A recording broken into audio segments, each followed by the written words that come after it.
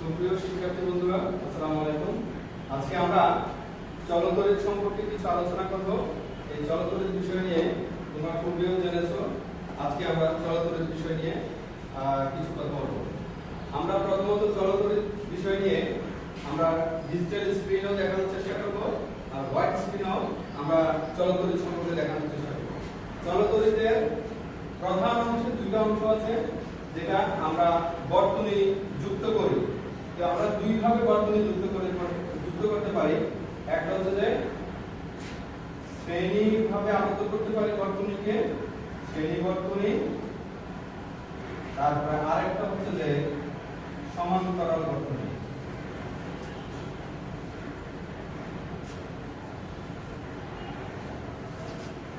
একটা হচ্ছে যে শ্রেণী বর্তনী, আরেকটা হচ্ছে সমান্তরাল বর্তনী। তাহলে আমরা শ্রেণী বর্তনী এবং সমান্তরাল বর্তনী রোধগুলোকে কিভাবে বিন্যাস করে আমরা একটু আজকে এই ভিডিওর মাধ্যমে দেখার চেষ্টা করি। আমরা যে শ্রেণী এবং সমান্তরাল দুটো বর্তনী আমরা কিভাবে বিন্যাস করি সেটা আমরা একটু ভিডিওর মাধ্যমে দেখার চেষ্টা করি।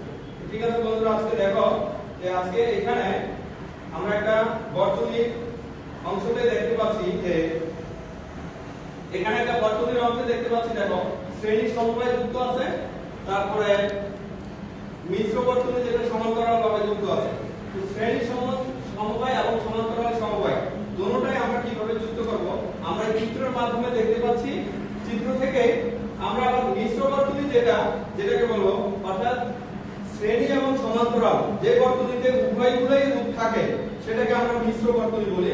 তো মিশ্র বর্তনীটাও আমরা কিভাবে বিন্যাস করব, আমরা এটার তুল্য রূপ কিভাবে বিন্যাস করব এটা একটু আমরা শিখে নেব। কেমন? তা আমরা উদাহরণের জন্য হোয়াইট বোর্ডে যদি উদাহরণ দিতে পারি, অল্প সময়ের জন্য আমরা এখান থেকে আমরা কিছুটা নিতে পারি। কারো কোনো প্রশ্ন থাকলে সেটা আমরা একটু দেখতে পারি, একটু চুপ করে আমরা দেখতে পারি।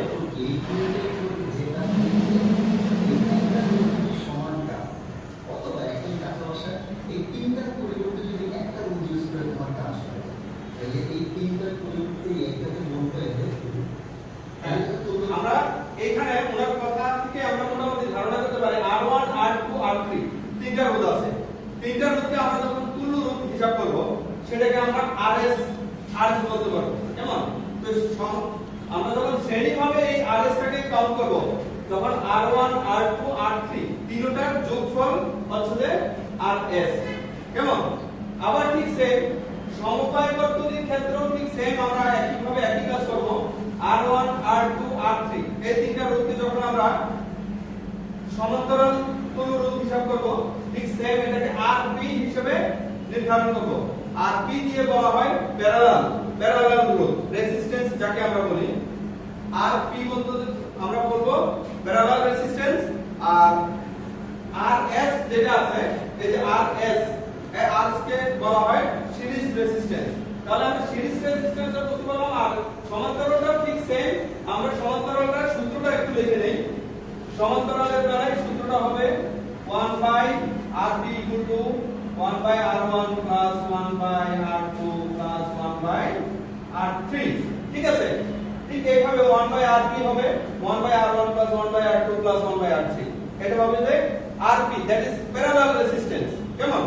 আর ঠিক সেম আমরা আরেকটা বিষয় জেনেছি, RS হবে R1 R2 + R3। তাহলে আমরা সিরিজ রেজিস্ট্যান্সের ব্যাপারে আমরা শিখতে পারবো R1 + R2 + R3। আবার ঠিক সেম প্যারালাল রেজিস্ট্যান্সে আমরা বলতে পারবো 1/R1 + 1/R2 + 1/R3। ঠিক সেম মান থাকবে, যেটা মান করে আমরা যখন কাউন্ট করব সেটাকে আমরা প্যারালাল রেজিস্ট্যান্স পাবো এবং সিরিজ রেজিস্ট্যান্স পাবো। কারো কোনো প্রশ্ন আছে এই বিষয়ে? একদম ধরে বলো।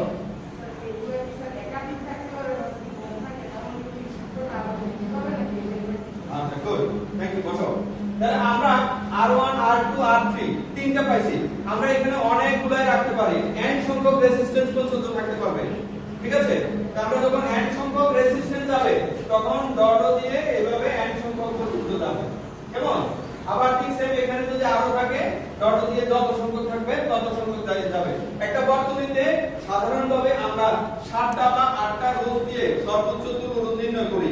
সাধারণত পরীক্ষায় আসে 6টা 7টা সর্বোচ্চ কঠিন হলে 8টা, এর বেশি হয় না। ঠিক আছে, সুতরাং আমরা 8টার ভিতরে যেই রেসিস্ট্যান্স যে রূপগুলি দিয়ে বিন্যাস করতে আসে, তাহলে আমরা সর্বোচ্চ 8টা রূপ বিশিষ্ট যেগুলো বর্তনী আছে ওগুলো একটু চর্চা করে আমাদের জন্য মোটামুটি পরীক্ষা উপযোগী যে সকল প্রশ্ন আছে ওগুলো ইজি হয়ে যাবে। ঠিক আছে, তো ধন্যবাদ সবাইকে।